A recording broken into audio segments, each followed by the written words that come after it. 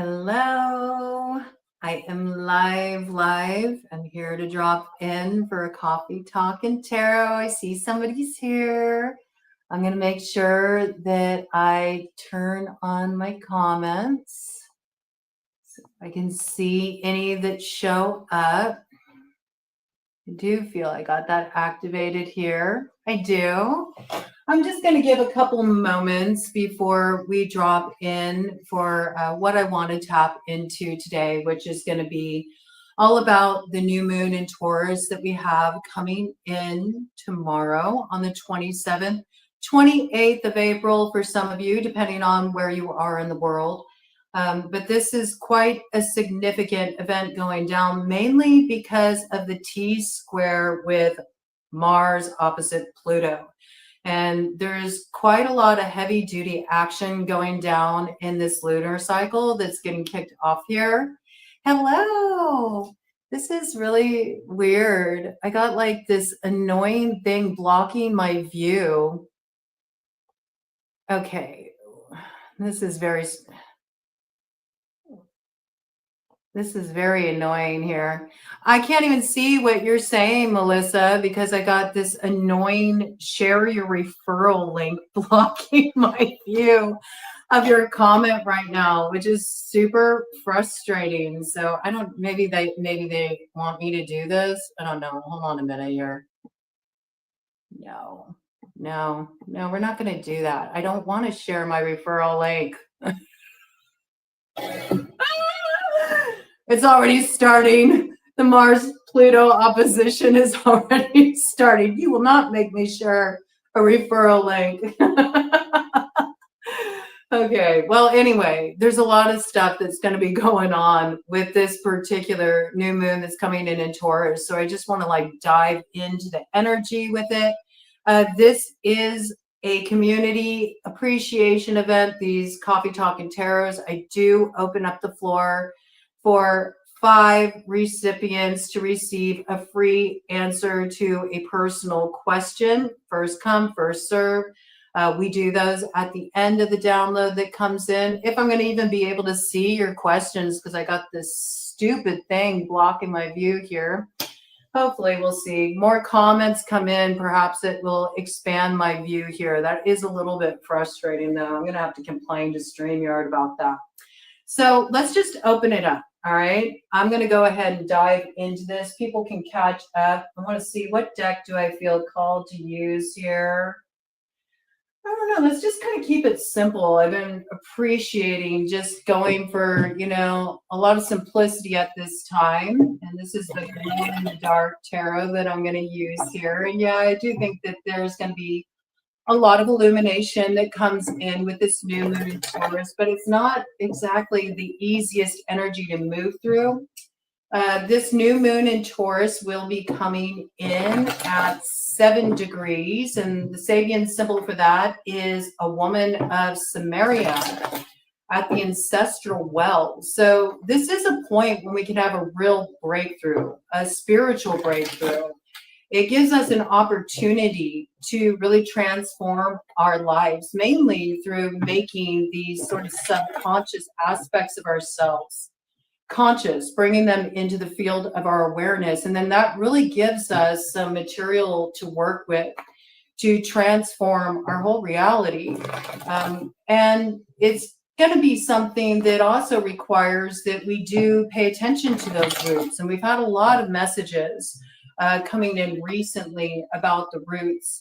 A lot is coming through the bloodline at this time, a lot of generational healing, a lot of digging in the root cellar, looking at the foundational matter of things, looking at our origin story, how that's informing the story that's been rolling out in our lives, and recognizing that right now we're really getting an opportunity to open up a brand new chapter and write the story on our terms. But it does require us looking at, a little uncomfortable stuff, integrating some difficult experiences, bumping up against the places in ourselves where we're at odds, or perhaps where we're at odds with others. And This particular conjunction that we got going on with the Mars-Pluto opposition began back on November 3rd of 2024, and this is the last of it. So there's something here that is coming to a head. There is a final round where we're pretty much shadow boxing, even though it may seem outwardly that we got an opponent. Really, it's about us having the mirror of the other, reflecting something within us that is looking for transformation. So a lot is happening on the spiritual level here, for sure. The means of expansion and working with this energy is Libra 11 degrees. And the Sabian symbol for that is a professor peering over his glasses, which really is giving me the vibe of like the final exam. The final exam before you graduate, you finally make it through a particularly difficult initiation cycle that you've been moving through here. And that is what that Sabian symbol is all about. It's activation of the teacher. Now, I've been picking this up for a while now.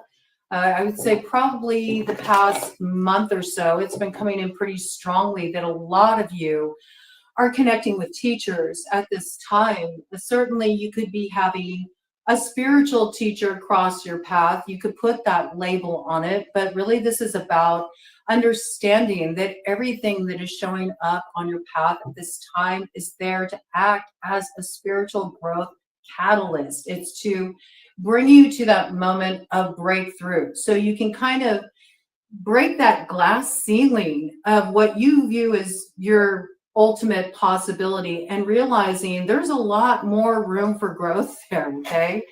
But it's not necessarily the most comfortable process. And when we're looking at the realm of the teacher, your teacher doesn't just have to be like some shaman coming in who's going to take you out, you know, into nature and put you through some fierce trials. I mean, some of you may be having that kind of mystical experience, but a teacher can come through a healing process you're moving through with somebody you love. It can be you really learning something about yourself that you never witnessed before, and sort of parenting that young part of you that has always had a stumbling block from really seeing their dreams manifest. And it's been just sort of lugging around all their shoulds and all the labels that were put on them and all the stuff that kind of had them in a box their whole life. And now you're like breaking down that box. And you're saying, look, you got more room to play here. There's more you can do. But getting there is not necessarily the easiest process, and especially with this energy that we're going to be working with. Oh, but look, the sweet arrival point that's possible when we get there. And a lot of you are doing this through the mirror of another, and that's because of the Venusian energy that is so front and center and everything that's going on here. We got the sun and moon square Mars in Leo. Squares are difficult, okay? They're tense. It's touchy territory. With Mars and Leo, this is really the ego running rampant. The ego wanting to clamor for control. And this is what can really shoot us in the foot at this time. This is when our pride can get in the way. And it's what can cause problems in really achieving our ambitions, seeing our desires manifest, not being able to actually create the room to grow. We have to remember that the true spirit of Leo is to be in that solar energy.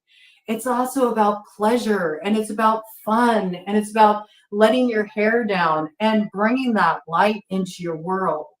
But when we got it distorted by Mars in such a way, instead it brings more of a competitive streak out. It brings about more of a sense of my way is the only way. And that makes it really difficult, especially if you're in a learning process that involves other people and that involves a little give and take. So do look for this, a lot of assertion, like, no, I want this.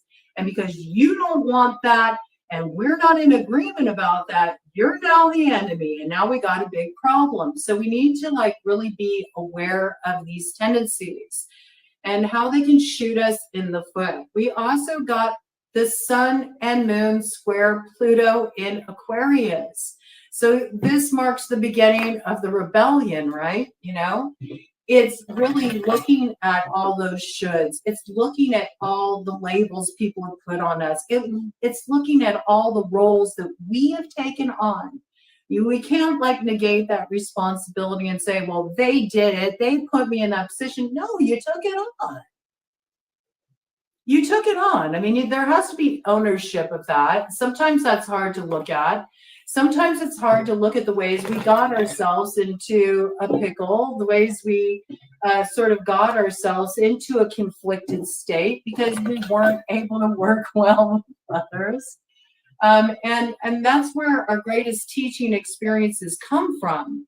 But in this case, with Pluto in Aquarius and with that square going down there, and Mars like sort of like poking in the wounds of Aries and Chiron, you are looking at a situation where in a lot of cases there is some outside authority that you really seriously do need to overthrow.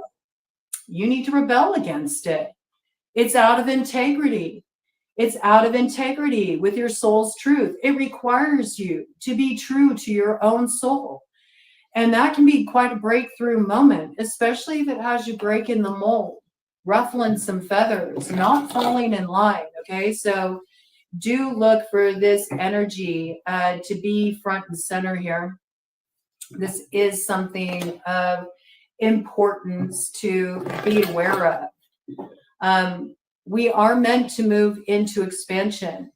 We are meant to really stand up for ourselves at this time, and what is speaking to our hearts, what we feel is on track with our purpose.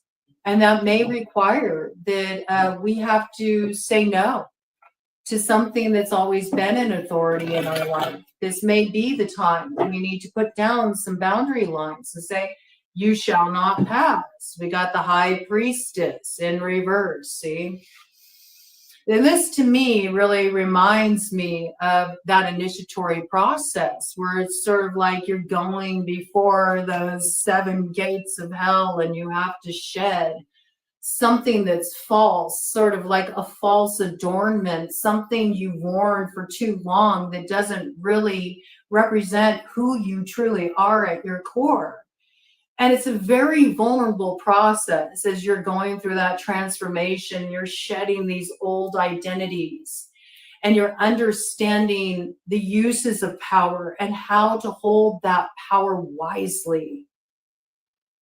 It really begins with ourselves. We have to make ourselves a fit vessel to hold the power, which requires that we understand the ways that we sort of short circuit it with our belief systems, the ways that we allow the apparitions of the shadow of the past to sort of haunt us and keep us in a place of stasis where we don't really have the room to grow and move into the kind of expansion we want to. But the adornments are falling away. This is the process that we are going through. We are shedding these things that in some cases we clung to very tightly. We become overly identified with them, but they do not define who we are. And in this sort of arena, a lot of times that can be an extremely exposing process. It can also feel very destabilizing because if you're used to identifying yourself with certain trappings of the ego, and this is how you've kind of made your way through the world, as these things are systematically stripped out of you, stripped out of you, pulled out of you, stripped from you, it's like a big revealing moment. It's revealing for you in that it's helping you get down to the bottom of what all that was really covering up. So there's a direct inner confrontation that occurs there. but it's also very revealing to others who've always known you. And some of you are showing people who you truly are for the very first time.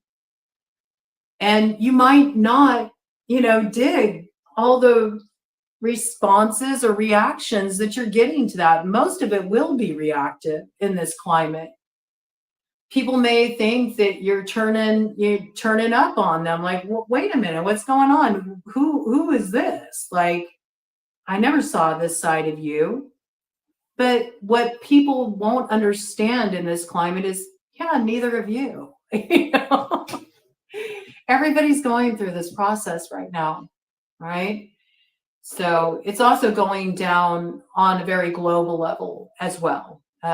The call for expansion, the call to move into a more light building phase, the call to move into more of a collective consciousness mindset instead of it's about me, and what I can get.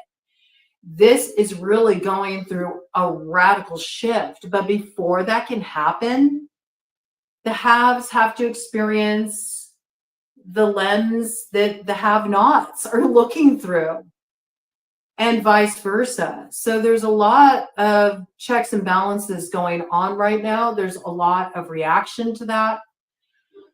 There's a lot of looking at, what am I when I don't have all of these things that I've come to define myself by, whether that's by a relationship or certain status or certain material advantages, period. Who am I when everything's stripped away and getting down to the bottom of it? And you might want to reflect back to the start of Sagittarius season last year and reflect on that a little bit. Like, what was going on for you back in the fall? What was going on for you throughout the winter? And what is coming to a culmination point now? How is your understanding about that different now than it was back there? And how can this change the way you show up at the bargaining table? It's the final exam here, but there's a lot of shadow boxing going on, even as we are rooting out corrupt authorities. That high priestess in reverse, it reminds me of that purging of the priesthood that came in here. There is something that has been corrupt. And sometimes it's a faulty file. It's a belief system we've been operating from that could use an update.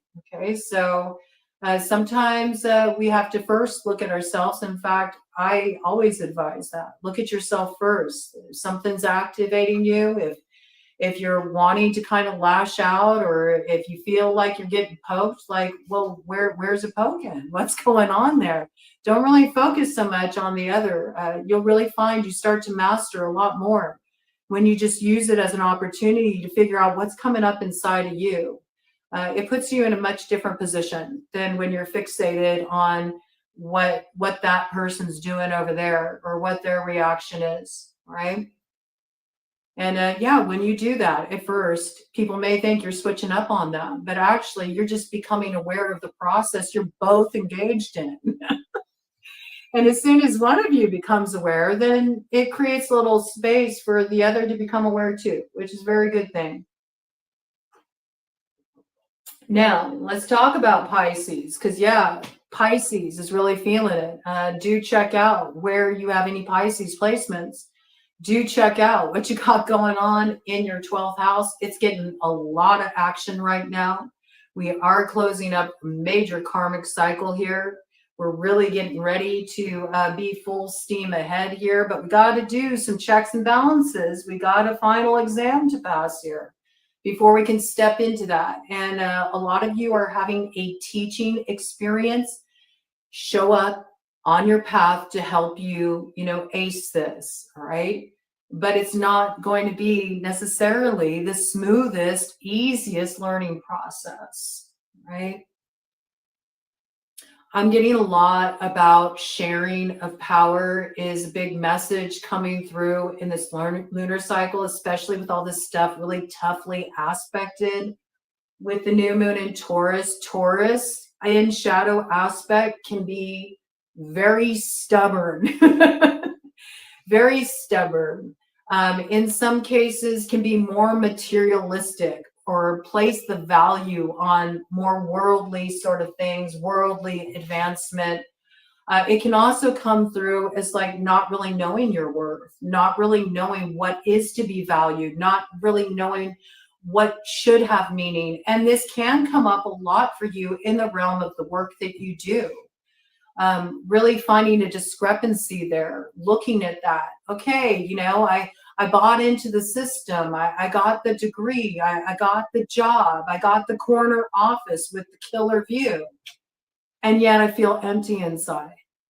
I got all these things that are supposed to mean I'm living like this fulfilling life. I got this top position at the company, and I still feel this inherent sense of my life not really having a sense of meaning, or like the work I'm doing isn't really valuable. It's not me really contributing anything here. So there's also a lot of redefinition going into those arenas too. Like, what kind of work am I here to do? What is my contribution? And do I feel valued for what I'm contributing? Do I feel valued in the work arena? Do I feel like people recognize, the effort I'm making, the ways that I'm showing up? Do they really see who I am? Do I see who I am? Do I let myself show up in that way where others can really receive the true me? Do I hang out in places where I'm not welcome? Do I sit at tables where love isn't being served? Do I break bread with people who talk about me when I'm not there to defend myself? Like, all of these are reflections on things that we tolerate, which are rooted in our own personal sense of worth and value. So this is stuff that's going to be coming up pretty strongly during this time as well. With Venus conjunct Saturn in Pisces, there's something here we're really looking at as far as cultivating more love, more beauty in our life, and doing the work that actually allows us to let that in, to be able to receive it or be able to see it, to be able to witness it. It's also about really appreciating the work that you've been doing, how you've been able to come into that place of valuing yourself more, respecting yourself more, knowing your worth, understanding what you bring to the table, and aligning with people who recognize that in you as well, and you recognize that in them too, where it does feel like there's a really good flow of give and take. It's about not just signing on for something because it looks good or it ticks all the boxes, but really getting like, no, this is what I really value. This is what has meaning for me. And I've done the work where I'm now really ready to step into that. So it's also about seeing the beauty in the work you've done, and also understanding the beauty of that growth process, even though at times it feels like really messy when we're becoming. Even as we're looking at stuff that's difficult for us to look at, there's beauty in that. There's beauty in becoming aware. There's beauty in becoming aware, because as soon as we're aware of something that's been acting as a block for us, that's been holding us back, then it gives us the opportunity to get free of it. And that makes so many more things possible that weren't possible before. Okay, so that's a good energy. It's also saying in your relationships, where maybe you've been at war, you've been at odds, you can't get on the same page with someone. This is where understanding there's work to be done here, and just because something isn't smooth sailing or it's not in its honeymoon phase anymore, doesn't mean it no longer has value. You can't get caught up in the surface appearance of things. There's something deeper working here. And very much so, your love relationships or your relationships with those you care for, your friends, your mentors, the people that you respect, the people whose presence you value in your life, where there's conflict there. It's also understanding that there's work to be done there. that there's something that's worth investing in. It's worth the time because there's something gained through that process of exploration and sort of sorting through that too. Okay. We also have Venus in Pisces, sextile Uranus and Taurus. All right. Well, we know that Uranus is all about that sort of unexpected energy. Anything can fly at you here. There will be unexpected developments. There will be tower sort of experiences. Sometimes these can be towers that really shake us to our core and they bring something false down. This can even be a false ideal we've held to, or something we were really certain we wanted, but maybe it was part of us sort of wanting that thing that was coming from a more egocentric place or coming from an unconscious place that felt like it was lacking something.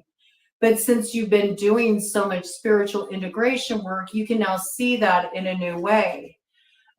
Also, when we're looking at Uranus, it is like that bolt out of the blue. It's an electrifying moment. It can also be a tower of power. It can be a moment of awakening. And certainly we're looking at that with Taurus 7 degrees. This is something that's actually positive. The thing that's kind of challenging with the levers coming in here, okay, a choice to be made, all right? For some of you, the choice is, do I enter into this communication? Do I open up this line of communication? Do I actually air it out? Do I go there? Do I go there? There's a lot of sort of like ruminating on this, being caught up in one's head around this, rather than really just dropping into the body and not listening to sort of the repeat loops you've been, journeying in your brain there, trying to figure something out. And instead, you just fall into the resonance of what's energetically feeling right here. There's a choice to be made. And until a choice is made, which involves taking some kind of action to move one out of the position of indecision, I feel like it's really around like opening up some line of communication or being receptive to what's coming in here that requires you move out of a place of feeling like trapped or like you don't have options or you don't know your way through. Maybe that's what's really been holding you back. Like, I can't see the lay of the land forward. I don't know what will happen if I take a step in that direction. If I make that choice, like, what if I really get caught up here? Like, there's a lot of fear, but it's illusion. You're being given what you need to face the challenges that are coming up here. But Taurus is not comfortable with change. Taurus is a very fixed energy, and they like comfort. They don't like bumping up against those edges. So I do know that whatever is coming in here, it's beneficial. It's something surprising. It's a breakthrough moment. It's the seed of future growth. It does require you to take action. You got to make a choice here. You have to step into it. It's scary because it's a blind spot. It's unknown territory. And yet this is like your dharma, it's the work to be done. There is something that's karmically being completed here. And it is a new vision that's hatching, but you can't see that because there's so much clamoring for attention in the form of worries and what ifs and shoulds and should nots that it can keep one in a place of indecision. Sometimes it's more comfortable to be conflicted. People don't look at that a lot, but it's true. Well, if it's just a conflict, if it's not able to be resolved and I don't know what to do, well, that's easy. Then I don't even have to get into the thick of it. But that's really just a story that we tell ourselves. And we know that all of this going down is really important at this time, because we got Pisces in that North Node. And with all this action going down, we got the North Node conjunct Venus and Saturn in Pisces, all right? So that love, that beauty, all that goodness that you want to see manifest in your life, it's entirely dependent on you doing this work. You cannot get there without diving into this. So this is about really opening up to that experience, even as you're bumping up against these intractable parts of yourself and others. But it's so essential at this time that we really do remember that the end goal here is we're looking for the water from the deepest well. Like, we want something that's going to be like this everlasting source of nourishment, and not something that just like pours into us, but it's something that nourishes the collective here. Ultimately, it's this kind of consciousness we're stepping into. But we're first stepping into it within ourselves through a very important teacher coming onto our path. Could be a spiritual teacher. Could be a new person that's coming onto your path that's going to awaken a side of you you've never even acknowledged before, or they recognize something in you that you've never seen in yourself, and they're going to pull it to the surface and they're going to show it to you. And it may create discomfort. There's growing pains involved in this. It can be falling in love with someone and opening up to that experience after a time of like reasoning with yourself and staying in the safety zone. Oh no, I don't want that. I'd rather just be on my own. I don't need anybody. Okay. But it's uncomfortable. You know, there's growing pains here. And there's a lot that's going to come up for us around power dynamics that we have to constantly be mindful of tempering here. And whenever we're finding ourselves in that place where maybe we feel competitive, or where we're trying to assert our will, you know, against the desires of another, where we're butting heads, or we can't have a little give and take, then that's really a clue for us to look at, what am I really invested in right now with this, with the Seven of Pentacles? Am I invested in growth? Or am I just invested in being the victor here? Am I just invested in coming out on top? This is what we really have to look at here.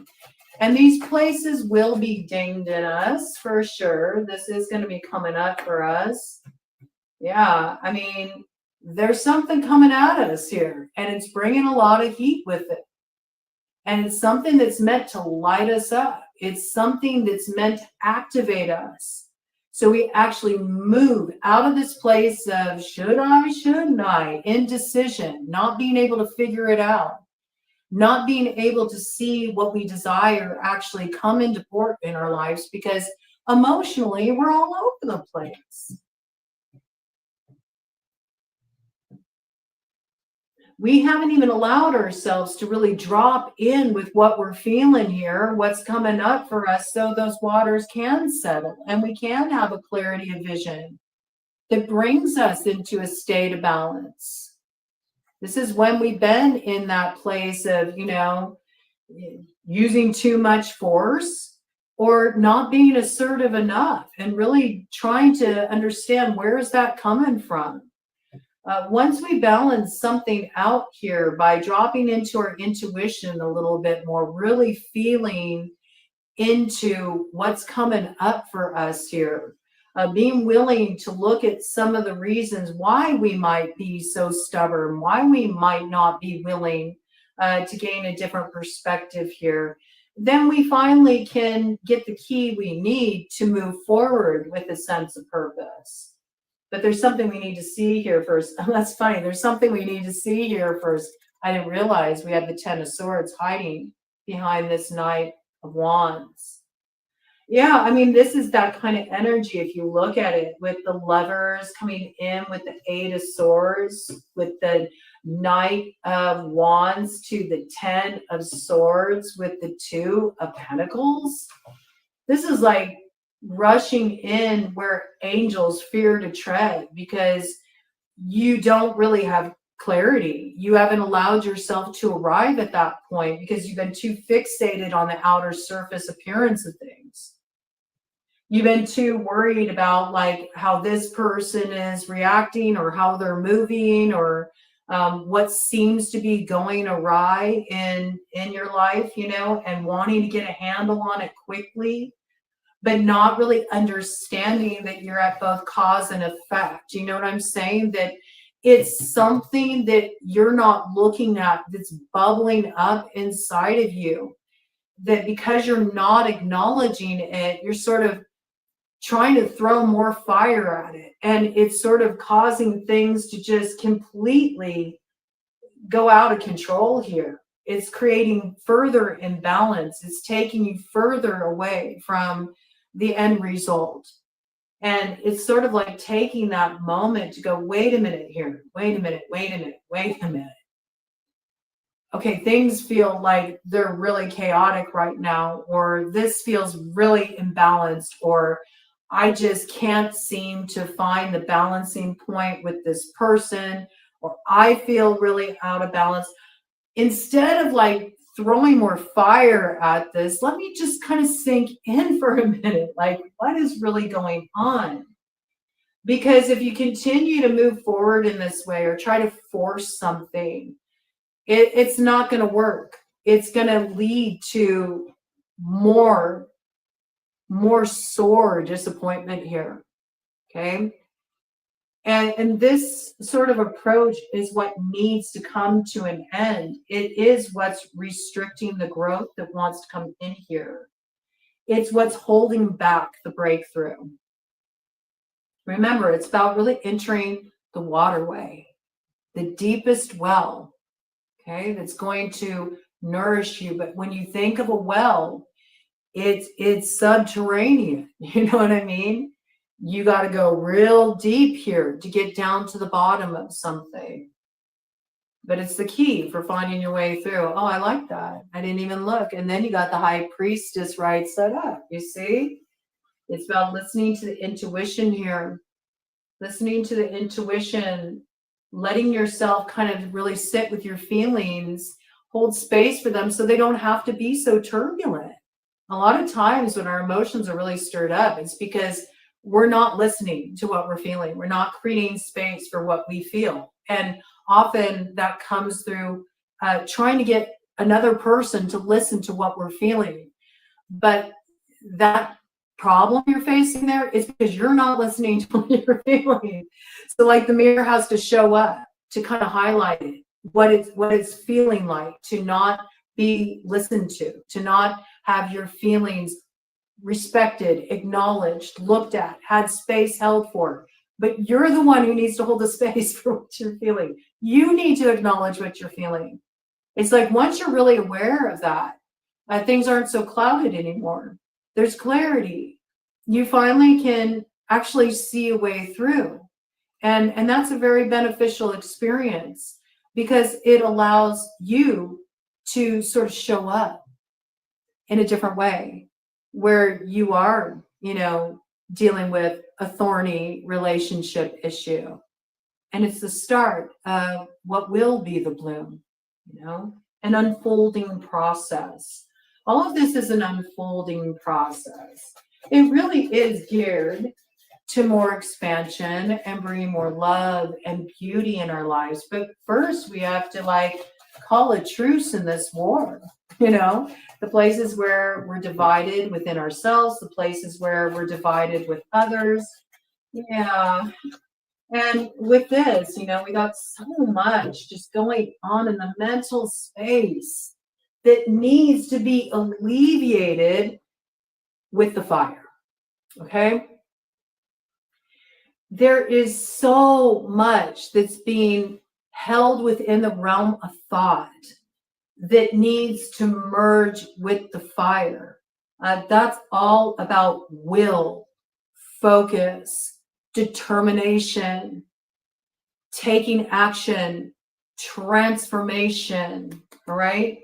There's power that's going to be put in your hands. How are you using it? What is your relationship with power?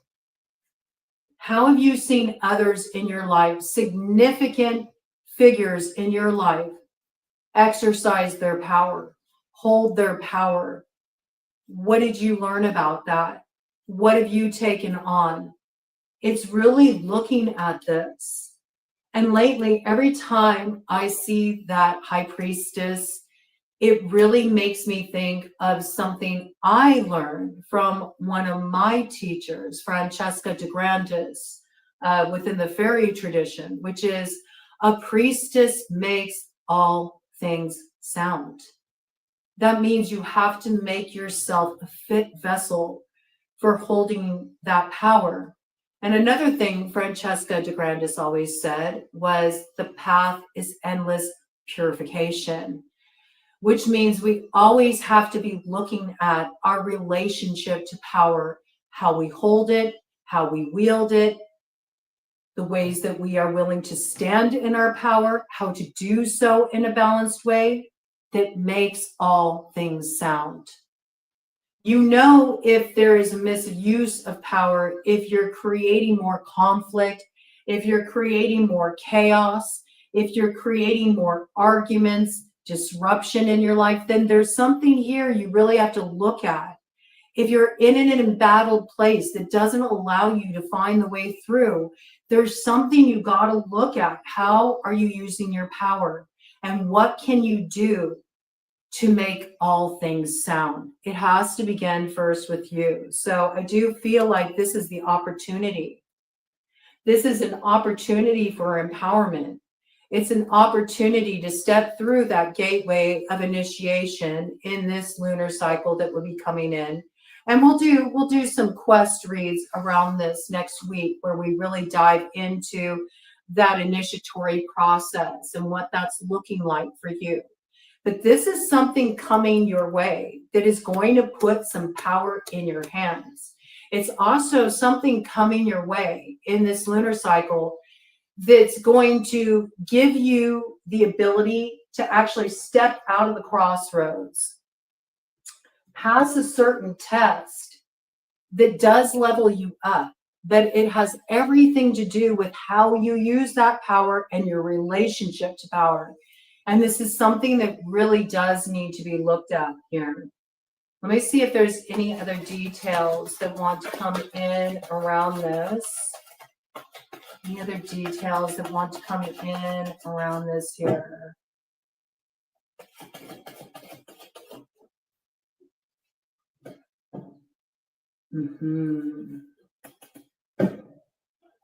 I mean, I see you taking that wand. There's that Mars and Leo energy, okay?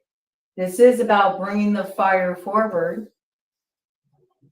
But it's very interesting because it comes through as a need to walk away from something that one has invested a lot of energy in. And I feel like that's what's starting. Look, it's that new moon energy coming in that will culminate with the Scorpio full moon. That is the mirror for the Libra full moon that occurred on April 12th. May 12th, Scorpio full moon. There will be an epiphany the following day. This gives me the vibe of like, sort of like, I'll die standing on this hill, you know what I mean? Like, sort of like one's position that was so deeply entrenched and firmly rooted. There wasn't the perspective needed to sort of like see a different view about how to move forward. I feel like that's what's sort of being released with that full moon in Scorpio. There was a certain belief that you had, or a certain position you were holding, or a certain direction you were heading in that you were just relentless with, like not willing to bend at all. Like, I will die standing on this hill. And then this is really the way it's coming through. The power is in recognizing that what came out of that, the fulfillment that came from that, even though it didn't live up to what you thought it was going to be. It was a refining process. There's something very valuable you learned there about power, what it means to hold it. And you're going to carry that forward in wisdom. You know, it's giving me big, like, Taliesin vibes here. You know, you had to have something hot on your tail by, you know, kind of like, you know, a slip in awareness, you know, just like Gwen, you know, stirred the pot and got the drops of that brew that Caradwin had intended for her son on his arm, and slurped it up, and he took the power. He took the power. Power that was not his. He took the power. And then he had Caradwin hot on his tail going, oh, no, wait a minute here. So, you know, a lot of you, you know, stepped in something here, and it's been hot on your tail ever since. But now you're at the point where you're about to be cast into the sea. Cast into the sea to go through that transformation where you can really like be on your wizard shit as you're moving forward here. It's like the Magi is awakened, you know? It's that kind of energy. And we have to remember it's the rebirth of Venus, that download that I brought in, you know, with the Selkie. There's a transformational process here where we're really looking at how the wound of the self is related to ways that we either felt a greed for power, a need to control in situations, or hoard power, or where we gave our power away. It's like that push-pull dynamic. And it's through those extremes, okay? That's what's going on here, right? With this push-pull between Mars and Pluto. It's going to be the very thing that helps us come to that center point where we find the way through, which is the waterway. It's where we enter the flow. There's no force in flow. You know what I mean? There's no force in flow. But we're all going through this recalibration process. And the world as a whole is going through this recalibration process. So in the mix of this, even as we're all preparing for that transformation point and that rebirth of Venus, a new relationship to what is love, what is beauty, and how am I showing up in the world, in the love and the beauty that is me. And I can give a little key in the sense that you'll know you're there when you're able to see the love and beauty in others. And where you're struggling to find that, oh, there's the blockage. Oh yeah, where you're struggling to find that, that's your teacher. That's your teacher. Where you're struggling to find that, that's your teacher. It's actually really potent medicine. Really potent medicine. Well, let me do a cut of the deck here because that feels appropriate. Okay. So just kind of like when this comes in, okay, before you rise to provocation, before you rush ahead, when the teacher comes into your field of awareness and shows up on your path, and you have a certain power put in your hands, before you move into that state of reactiveness, take some time to still the waters. Take some time to just turn within, sink into what you're feeling. It's like a moment of Satori. That's what I got. Whoo! And if you're able to do that, look at what you get. You reclaim the sun. You enter into the true essence of Leo, which isn't about being in that place of competition or battling it out with others, jockeying for position, or only thinking about the self, feeling like it's all about you. you actually awaken a more childlike sense of wonder and possibility, and it brings so much growth. Look at that field of dreams growing in the background there. It's a lighter, brighter time here. You get to begin again, and you get to move forward in true power. Really beautiful energy if we work with it in the right way, okay? If we work with it in the right way. So I want to get just a couple more details here to help us out with this. I think I want to get us a plant ally, because I like to bring in different elements that we can work with that connect us with the elementals when we're moving through these cycles. So let's pull out the Herbal Astrology Oracle here, and let's get us a plant ally and anything else that wants to come in to give us a little guidance here about how we can support ourselves moving through this energy. Oh, wow. Look at what's on the bottom of the deck there. Ayahuasca, rebirth. Yeah, so you're doing a lot of journeying right now. Even if you aren't, working with something like Aya, some of you may be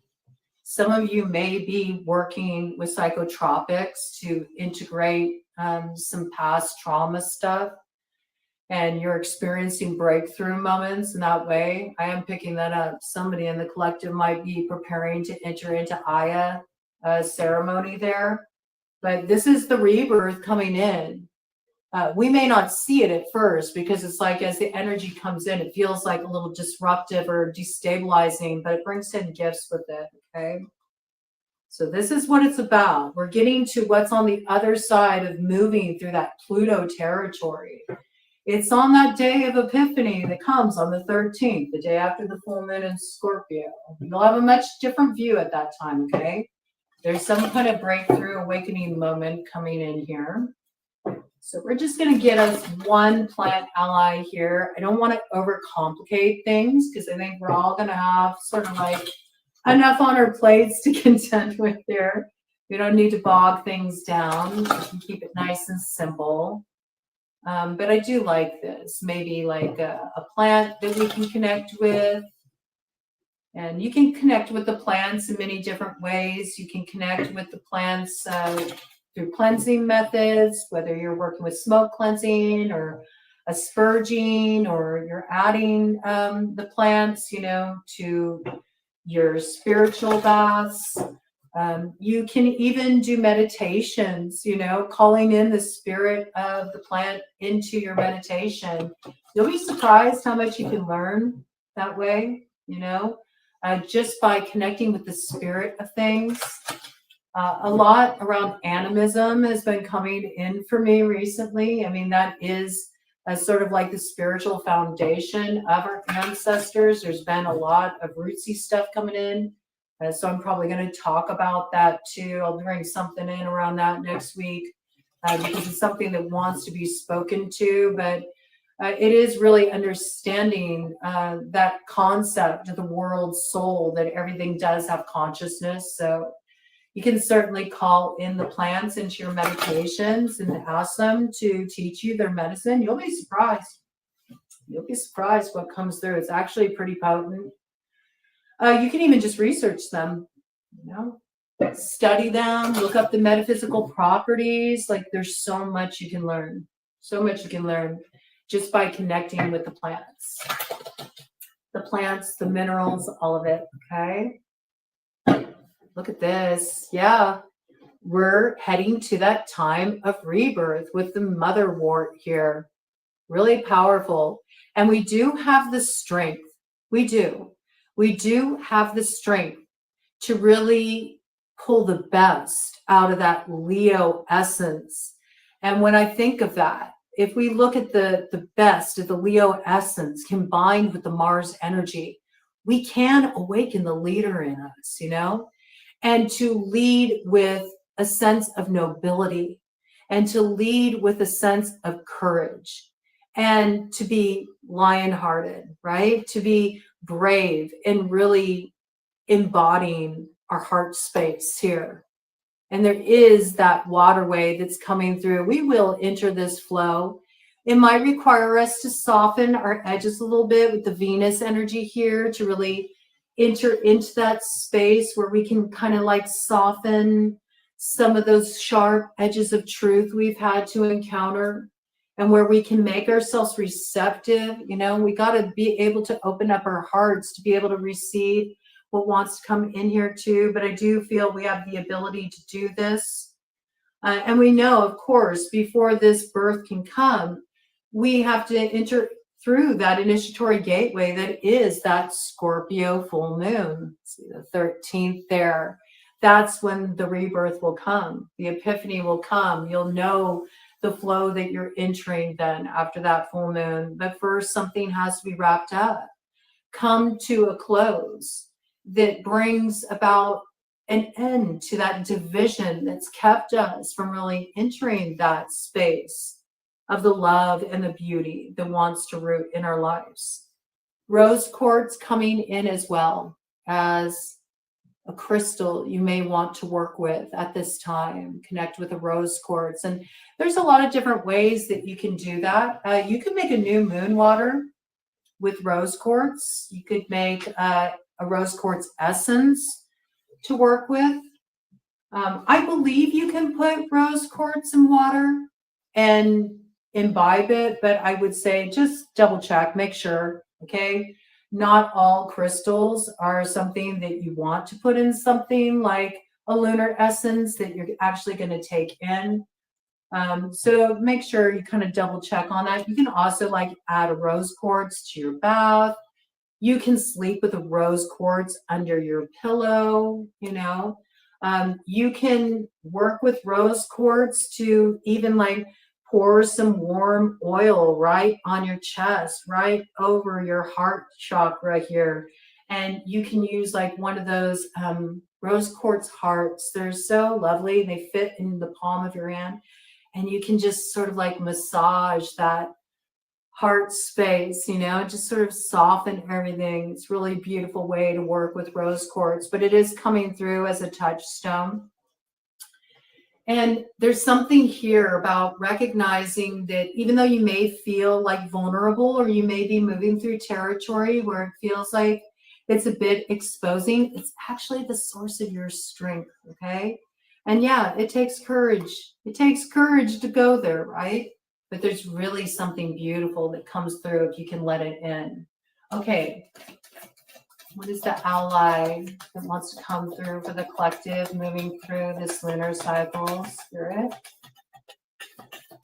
What is the ally that wants to come through for the collective as they're moving through this lunar cycle, Spirit?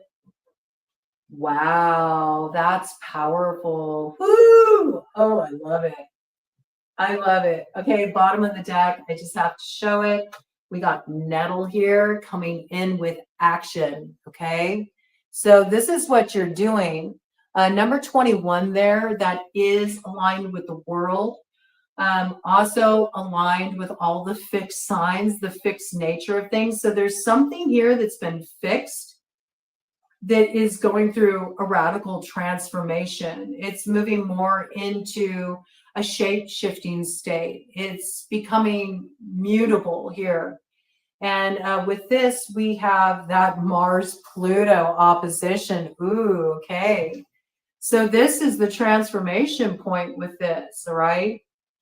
Something needed time to be able to become more flexible as well, all right? So that's the nature of this sort of opposition and the purpose it served. It's something that could only be learned through time, right? Through conflict, through feeling divided, through feeling in opposition. But now we're getting to that transformation point. Again, serpent medicine associated with Scorpio on the medicine wheel. Something's radically changing here, okay? Something is coming to an end. There's something we're bringing to completion very successfully here. There is success on the other side of this. There's clarity that comes. There's also the fire of inspiration. We're finally recognizing who we're becoming and how that's influencing our lives. And so something is really going through a revision, a rebirth here through some action that we're going to take during this cycle as a result of this final meetup with Mars and Pluto here. We also have clear quartz coming in as an ally to work with, and looks like selenite as well. And selenite is wonderful. It's a form of gypsum. Okay, so selenite is wonderful for just clearing energy. Real simply, you can even just run it down your chakra centers and you'll instantly feel like your energy clear. But it's very nice to just keep things very much, you know, unpolluted from outside influence. Okay, so if you're somebody who feels like you kind of soak up the energy in your environment like a sponge, selenite can really be an ally for you. Desert rose is also a form of selenite, and it's coming in here as a potential mineral to work with. Yeah, you're not gonna come out of this cycle the same way you're entering it here. Whatever you've been dealing with that you felt like there was no way to get it to budge, no way to find a way through to some kind of successful completion, you're going to be surprised. Something's going to go through a radical transformation here with nettle. Nettle really makes me think of the liver. So this could be in relation to some real heated emotions, some kind of pressurized fire. Some kind of resentment, some kind of grudge energy, frustration energy, feeling like you're held back, okay? Argument kind of energy, you know, where you've been in conflict with somebody or butting heads, like something's going to go through a big transformation here. And I love it. And on the other side, we got Venus, okay? Beautiful, yarrow, okay? Yarrow is a very interesting plant ally. So this is what's kind of coming through as like the main plant ally we're being invited to work with here. Interestingly enough, it's coming in with the number of 15. That makes me think of the devil in tarot and how we don't really move into empowerment as far as our ability to alchemize the stuff of our lower natures and exalt it so we can experience transformation in our outer reality until we do make the unconscious conscious and we find that balancing point there. Yarrow is excellent for warding. Yarrow can also be used for exorcism, okay? So it can sort of cast out those elements that are shrouding the light that does want to pour through you, that does want to be witnessed within you and seen by others. You're meant to share that light. It's meant to radiate out from you. We also have the triagram Li here from the I Ching, and Li is fire. It is the fire that is the brilliance. It's also the fire that gets things cooking. We see the water coming in here. Water with fire, that is that alchemy point. And the stuff that we can use as kindling to build that fire are these subconscious aspects that we're pulling into the field of our conscious awareness. Yarrow is also about memory. It's about nostalgia. And it's about reflecting on things of the past as well. And there's some kind of transformation happening here. There's some kind of healing that's happening here. We got cauldron of Dagda energy here. So this is really beautiful. And we are finding a balancing point with a bit of help from Grace here to come into this place of harmony. So you may want to work with yarrow a bit. And there's many different ways you can work with yarrow. You can put yarrow in baths. Some people enjoy, you know, making teas with yarrow. You can make washes with yarrow. You can even get yarrow, dry it, and you can hang it above your doorway. It's a really great ward in that respect. Okay, so explore this, look into this. This looks like something coming in to support us in finding that harmony point. So we can reclaim that fire in such a way that has us really holding our power in a balanced way. And with harmony with others too. I like that. That's really good. And let's go ahead and get a theme card. One more card here.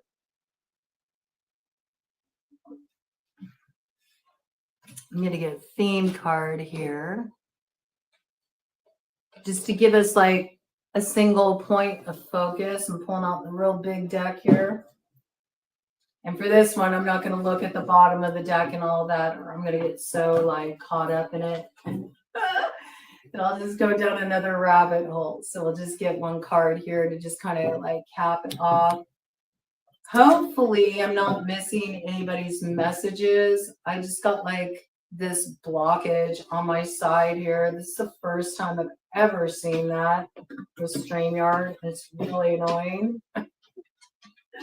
So I don't know what that's about, but it is like blocking up my view of the comments significantly. So hopefully I'm not missing anybody's comments. My apologies if I am. I'm in opposition with StreamYard's referral link suggestion. But I'm just going to temper that, okay? I'm just going to temper that and go with this flow. All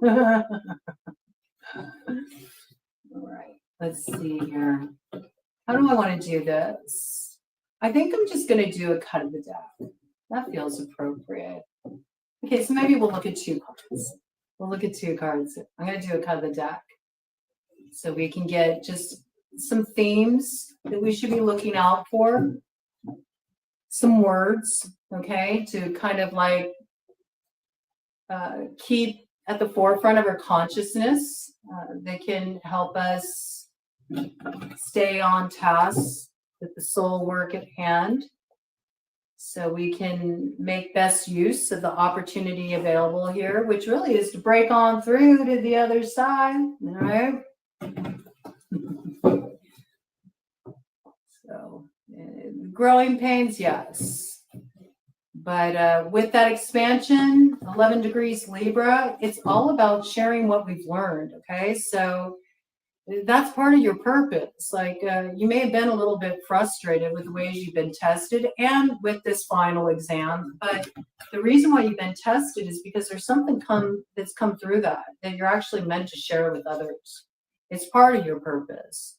And for some of you, it's part of your material work. Like it's part of what you're supposed to be doing, you know, to earn your way in the world. And you have something of value to bring forward and share with other people here. So do look at that. There's been a lot of career stuff coming in recently, especially around life's purpose. Okay.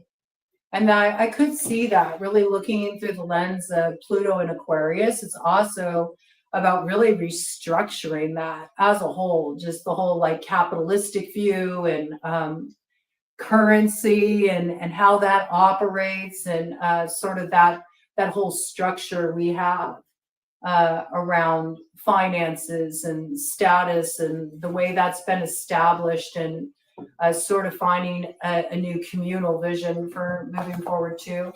So I also feel like there's a lot of that that's coming up here as well. And we're going to see a lot shifting. I believe it's something I've been picking up. There's going to be a lot shifting in the realm of currency coming in here pretty strongly. And there will be difficult stuff to move through in relation to that. I mean, certainly we've been seeing that with the value of the American dollar, what's going on with the stock market and cost of living and all of that. But it goes beyond that. It goes beyond that. And I've brought it up here before a long time ago, but it is really time that we start thinking about a new system of things and, you know, how we can make that work. And there are ways that it can be done. And it's kind of funny because a lot of those ways are old ways, you know. It's about getting back to the roots. You know?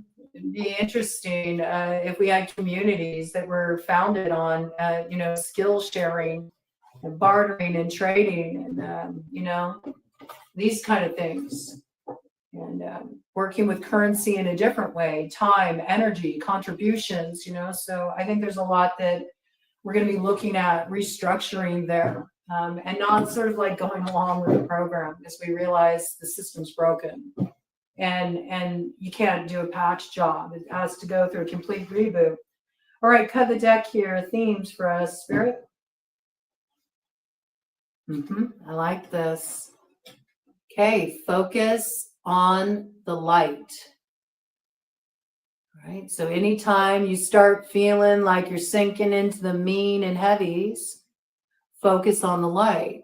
Now, that's not just like loving and lighting something to death, but it is about understanding that the wound is where the light gets through. Okay, so there is some ray of light even within the darkest situation.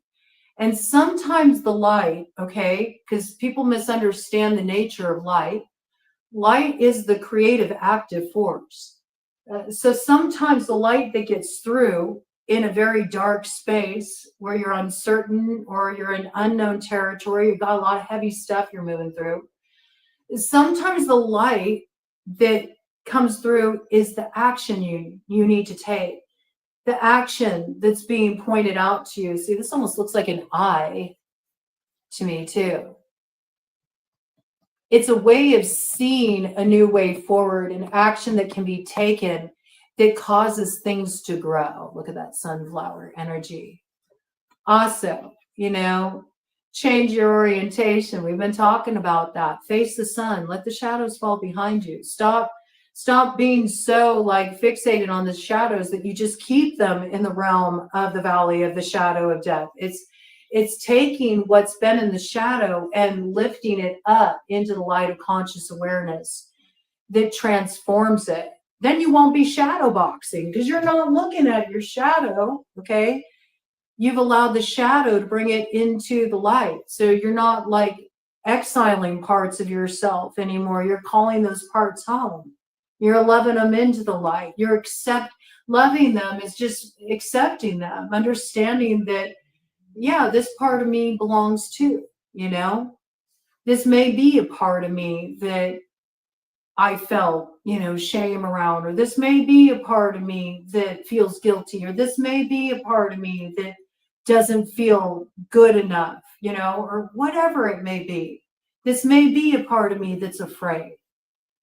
But I'm acknowledging that, and I'm not making that a judgment of who I am at my core, but I'm understanding that this fear or this shame or this guilt or whatever it may be, this not good enough, it's come with a gift. It's a teacher for me.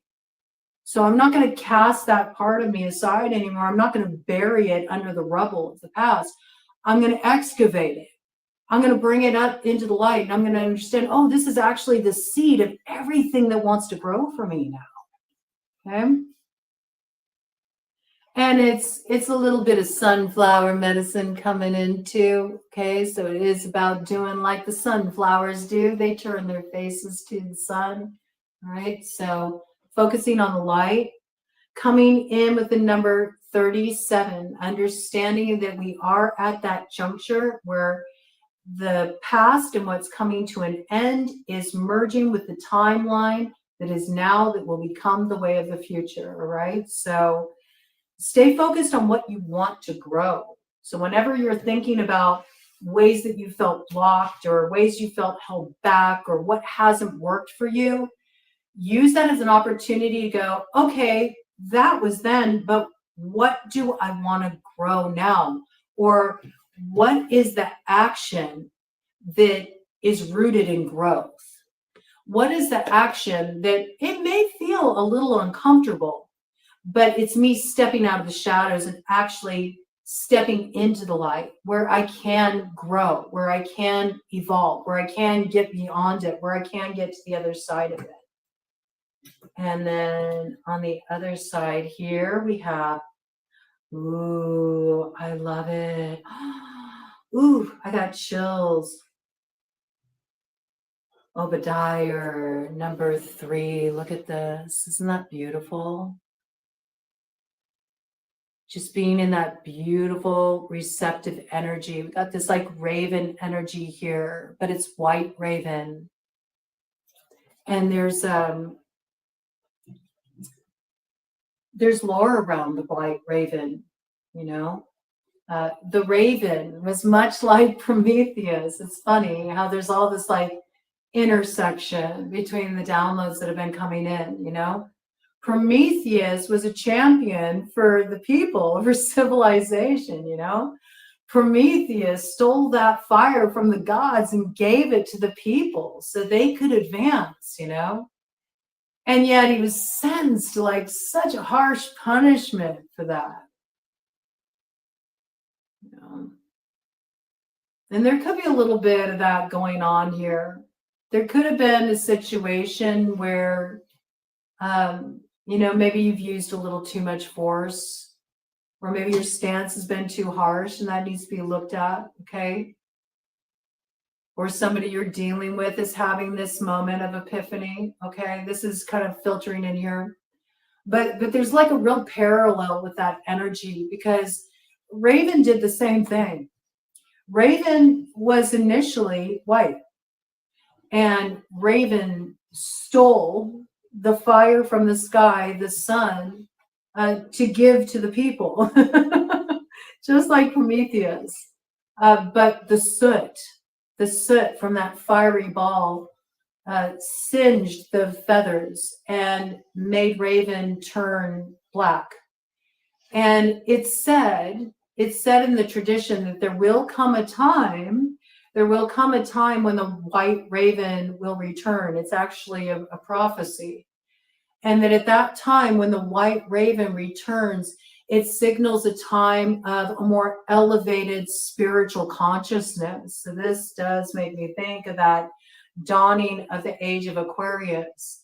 But it also makes me think about this here, that, you know, what came out of an experience where you may have gotten burned, all right, or where you may have been falsely judged, or where you might have used power in such a way that used a little too much force, but maybe your heart was in the right place, or you thought you were doing the right thing at that time. This is allowing yourself to experience the integration of what you're sort of acknowledging here by bringing it into awareness, and being forgiving of yourself, having compassion for yourself, okay? Understanding that there may have been times when you were operating out of the wounded parts within you. We've all been moving through this energy. All of us have been moving through Aries and Chiron. Our deepest wounds, the wounds of ourself, have been in our face, confronting us through what appear like outside experiences. But it's all been there to show up on our path as a teacher, to help us heal ourselves here. So try to have a little bit of that perspective, just like Raven wanted to care for the people, you know, bring in a little bit of that perspective too, where you understand that there's been a lot of people out there acting out of their deepest wounds. See if you can invite in a little bit of compassion and untangle yourself from their threads of fate, and instead step into your own position at the loom of your life and look at what you want to weave into being now, and be receptive for the directive of your spirit. It's like moving into this beautiful receptive space where the guidance can pour into you. I mean, you might even want to work with this. It's like a mudra, just, you know, and you can work with it both ways, you know, kind of giving and receiving. You can have the left hand on the right hand side, you know, and then you can switch it too, so you can really feel those different polarities, you know, and use that as a meditation. Okay, what do you want to fill this space with now, Spirit? And see what comes through. Because I have a feeling if you set your intention with this kind of personal prayer, you will make all things sound, because that's when the teacher will be activated in you. Okay. That's what I got for you. And I really hope I didn't miss anybody's comments. Melissa, I know you were probably saying hi, and it was wonderful to at least see your name pop up. So I hope that I hope I didn't miss anybody's comments, but if I did, be in opposition with StreamYard around it. Not me. Don't take it out on a broad. No, but anyway, I hope you got something out of this, and I do got another download that'll be coming in for you all. I rerouted it to 5 o'clock tonight. It's an all signs read. We jump right into it. No collective read. There's individual messages for each sign. It's like the next 72 hours, just sort of like themes that will be introducing themselves for you. And it's a good one. I do have timestamps for it already written out. But if you want to catch it in live time, I will be in that live, and I'll be able to chat with you all there. Okay. So thanks for dropping in, choosing to spend your time with me. I appreciate all of you. Thank you to all the subscribers, everybody who supported the channel. It really means a lot to me. And thank you. Thank you for being here. We're going to make it, man. We're going to find the way through. All right. Take care.